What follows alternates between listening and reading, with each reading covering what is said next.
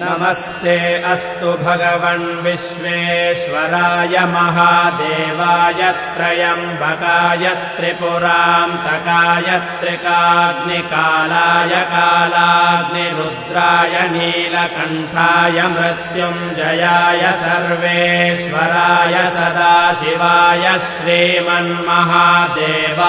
नमः।